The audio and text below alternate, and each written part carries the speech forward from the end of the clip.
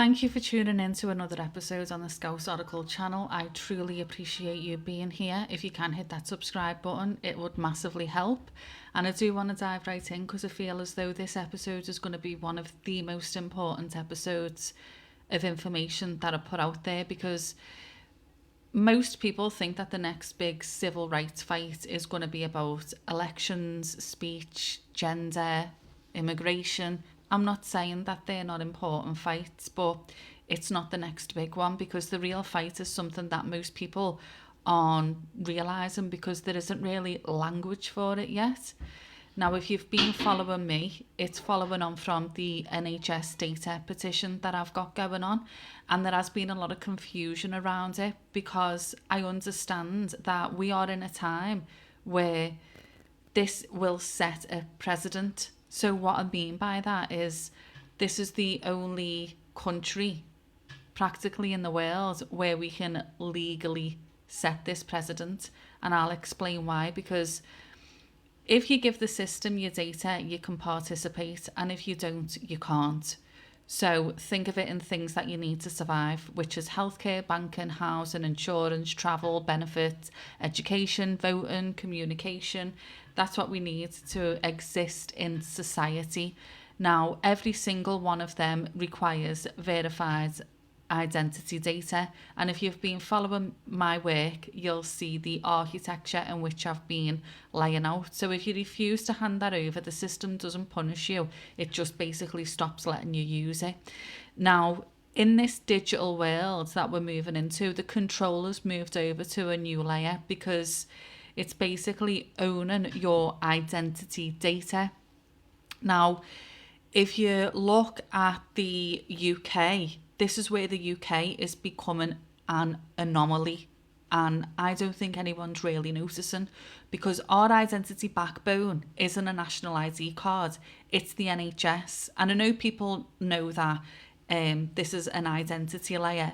I understand that. The NHS is universal, it's widely adopted, it's deeply trusted, and it's tied to identity data, and it's not legally mandatory, and that matters.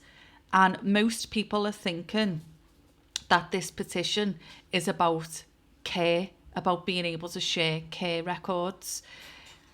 It's not it's a petition about sovereignty. Now, let me explain more. Universal identity without legal compulsion.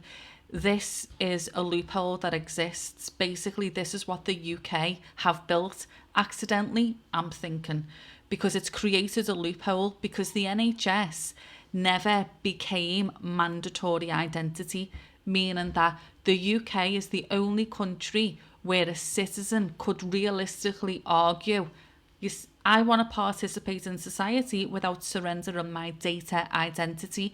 And when we're talking about data identity, we're talking about data harvesting, we're talking about these big private corporations harvesting the data. I'm not talking about someone instantly knowing your name or how high your cholesterol levels are. I'm talking about this is what's being used as leverage, and your participation in it has not given you an opt-out to not participate in it. And even you see, even I'm trying to find the language to articulate, because this is something that's new. This is something that's happening. You see, in the 1800s, we had property rights. So you couldn't be owned. We had property rights. We fought for civil rights where you couldn't be excluded in the 1900s. Then we moved on to labour rights. You cannot be exploited. Then we moved on to privacy rights. And I think this is where people are getting confused, and I understand why, because privacy rights is you cannot be surveilled without cause. And this is where people, this is crossing a line, because people are still thinking that we're talking about privacy, but we're moving so quick into this digitized state that the rights have moved to data sovereignty. And this is where I'm coming from. This is where the petition's coming from. This is where the loophole is, in that I'm saying you shouldn't be able to harvest our data. You cannot be harvested as the price of participation.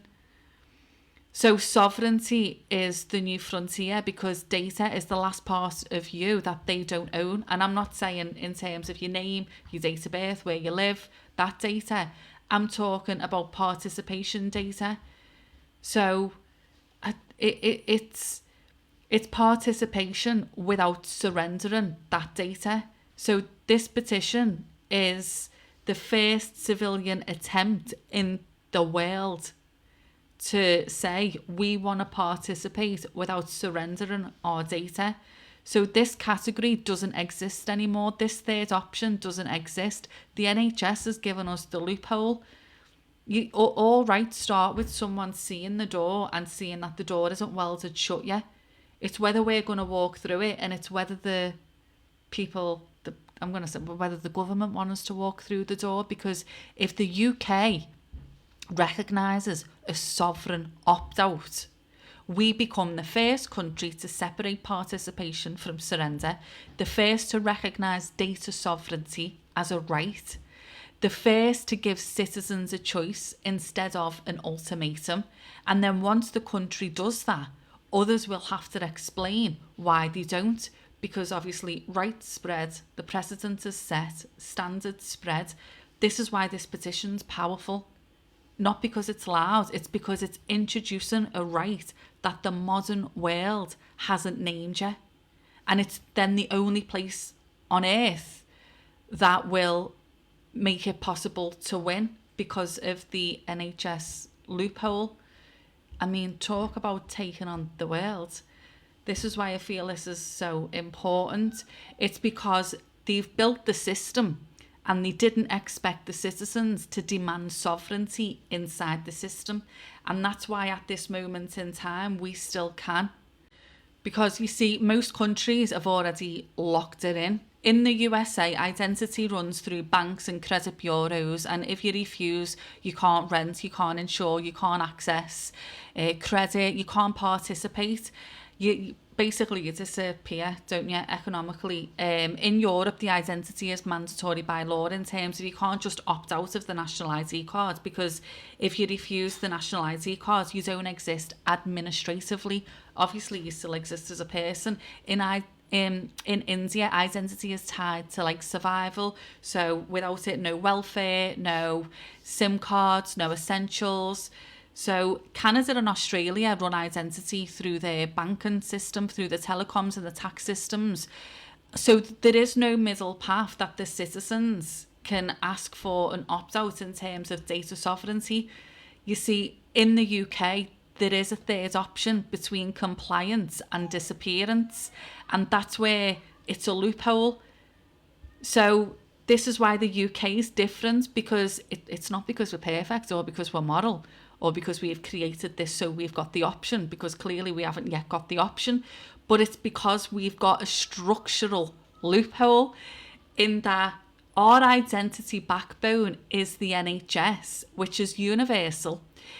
Because it's trusted, it's widely adopted, it's tied to identity data, but it was never made legally mandatory.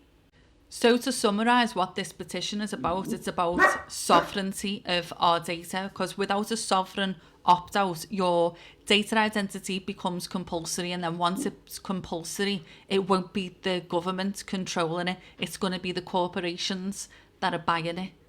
So let's see. Time will tell. The petition link is there. I do hope that it gains more momentum. Knowledge is power, as always, and I will always provide you with the information. I feel as though it's important to get this information out there, so it's on public record. Hopefully we get to 10,000 views, not 10,000 views, 10,000 signatures to force the conversation, to get it on public record, get people talking about it, and then hopefully it reaches 100k to have the debate and to get our right to our data.